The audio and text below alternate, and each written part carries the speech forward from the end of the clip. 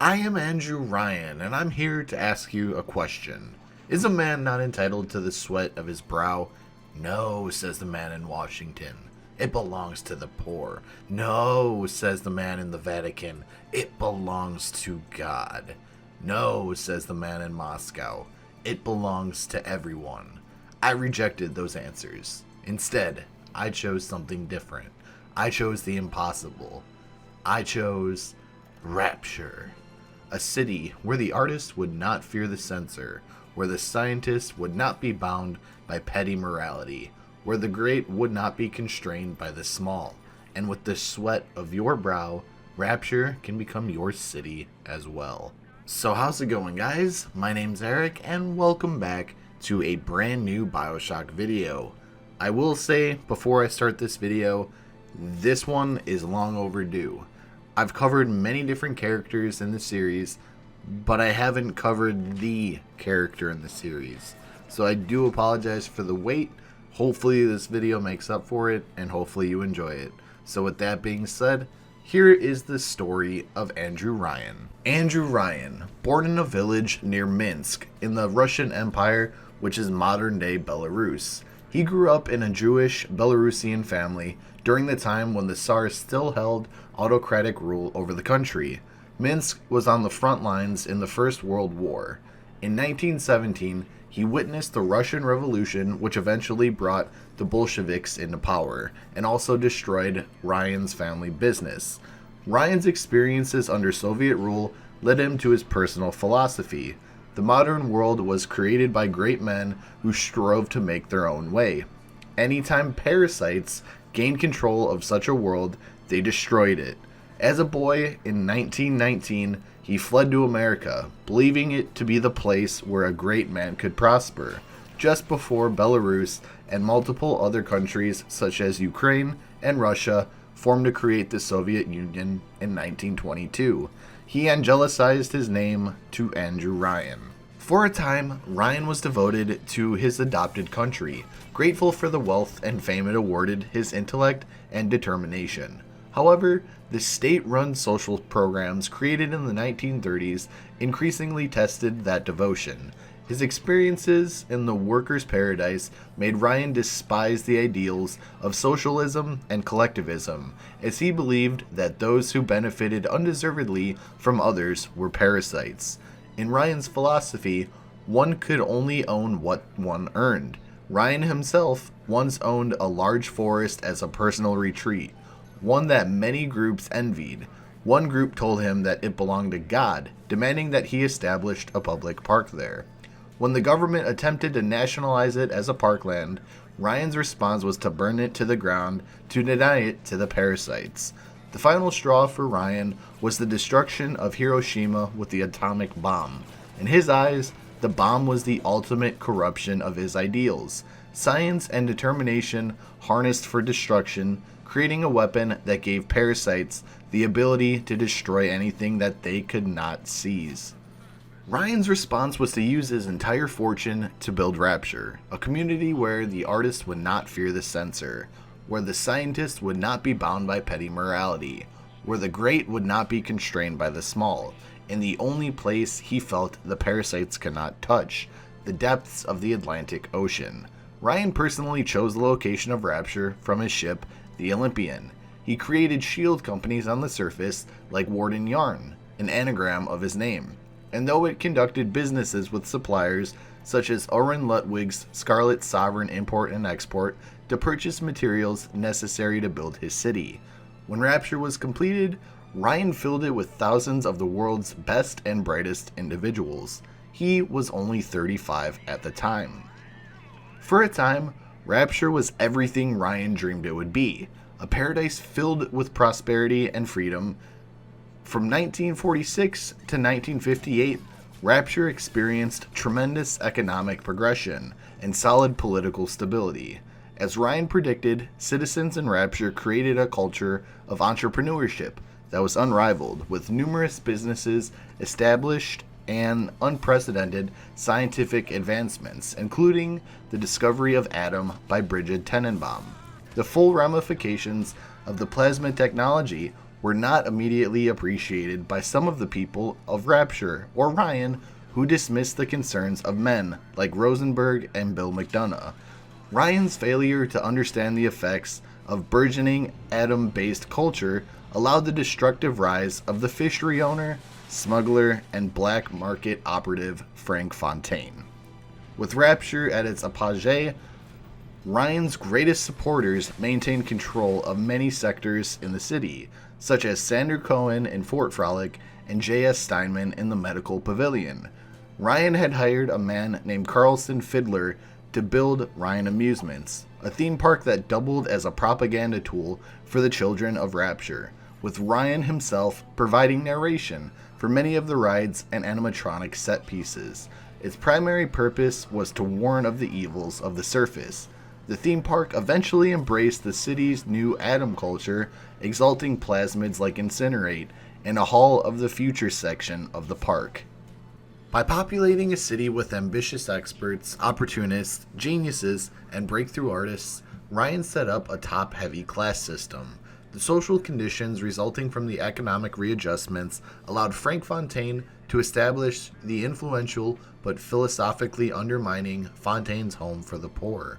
Later, these poorhouses were used by Atlas to rise to political power and to openly challenge Andrew Ryan's leadership. Ryan faced challenges in other sectors as well. A seemingly benign psychologist named Sophia Lamb began to speak out openly against Rapture's philosophy. Lamb espoused a collectivist, altruist philosophy that directly opposed Rapture's ideological founding. Ryan engaged Lamb in debates on various topics to win back public support, but the people present were usually in Lamb's favor. Lamb's followers represented a threat to his city, and Ryan eventually sought to neutralize them by having Lamb incarcerated at Persephone Penal Colony for sedation. Earlier, to keep Rapture safely hidden from the parasites, Ryan forbade unauthorized contact with the surface. Intending for this to be his only law, Ryan inadvertently accelerated the black market for smuggled goods, which assisted in the rise of Frank Fontaine's criminal enterprise. This atmosphere set the stage for a decisive civil war and Rapture's decline.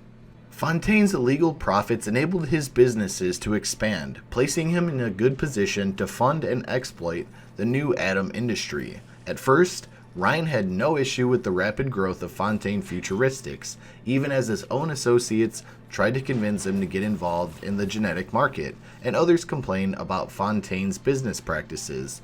Sensing the great chain was pulling away from him, Ryan finally realized Fontaine was behind some sort of illegal activity, which soon revealed itself to be a huge smuggling operation, and began to take steps to curb his influence. To get legal proof of Fontaine's smuggling, Ryan ordered investigations into Fontaine and his men. These efforts eventually were successful in destroying the smuggling operation, but Fontaine for a long time remained elusive, always managing to be where the evidence isn't. The frustration of this situation affected Ryan deeply, causing him to use questionable methods to catch the criminals. Despite considerable uproar, Ryan implemented a highly unpopular law, with smuggling being the equivalent of treason, and made the crime punishable by death. Sometime in 1956, Ryan unknowingly impregnated an Eve's Garden exotic dancer named Jasmine Jolene. I've done a video on her. If you guys want to go watch it, you can click the I in the top right of the screen, or you can go down in the description and click the link down there. Aware that Ryan had much of Rapture's security and infrastructure control coded to his genetic frequency, Frank Fontaine made arrangements to purchase the embryo from Jolene, who claimed to need the money. Fontaine realized that Jack, as the child was named, could be a powerful tool to access secure areas where only Ryan was permitted. When Ryan learned of this betrayal, he personally killed her in a fit of rage. With his operatives closing in on the smuggling operation, Ryan sought a decisive conclusion to the Fontaine question. An unrepentant Fontaine chose to, as Bill McDonough put it, go down like John Bloody Wayne in a last stand. As famous Rapture Standard headline proclaimed, Ryan takes down smuggling operation, Fontaine and thugs killed in fiery shootout on September 12, 1958. Unbeknownst to Ryan, his arch-rival concocted and succeeded in a scheme to fake his own death. As Fontaine was later to relate in one of his audio diaries, and I quote, "Ryan wanted Frank Fontaine dead. I just gave him what he wanted. As Atlas, I got a new face, a clean record, and a fresh start." Atlas proved much more dangerous than Fontaine, due to his cultivating an elevated reputation as a man being one with the poor. Fontaine was looked upon as a thug by much of Rapture's citizenry, while Atlas was beloved by the have-nots by telling them what they wanted to hear and supplying some handouts, and to many, he represented an alternative to Ryan's philosophy. In the aftermath of Fontaine's perceived death, Ryan took a step that many took to be betrayal of his philosophy, the nationalization of Fontaine futuristics. Although he built Rapture to escape the sort of big government that could take over private industry, Ryan was forced to engage in precisely the same behavior. This move shook Rapture to its core and proved to be significant in its decline. Even Ryan's longtime friend Bill McDonough resigned from the Central Council in protest. 2 months later, all who had been identified as involved in Fontaine's crimes had been arrested and put into Fontaine's department store, which Ryan had turned into a prison to house them. This further unsettled the citizens of Rapture, as 100 or more people were prisoned so quickly, with one citizen even describing it like a trick by Houdini. When Atlas became a considerable threat to Rapture's stability, Ryan was smart enough not to execute him straight away. With an already tense populace watching his every move, committing such a public act of force would be disastrous. Instead, Ryan had Atlas and his closest followers move to the prison where the rabble-rousers and the other parasites could live in their own hell. When his own undercover agent in the prison revealed that Atlas was not only surviving in the prison, but rallying the prisoners into a new force, Ryan had had enough. Ryan's security was sent in to swipe out Atlas and anyone who stood in their way, which failed when the revolutionary and several of his men managed to escape. Rapture's high watermark could be traced to New Year's Eve, 1958. In a televised broadcast that night, Ryan acknowledged trials in the previous year, but offered a toast to the city that 1959 may be Rapture's finest year.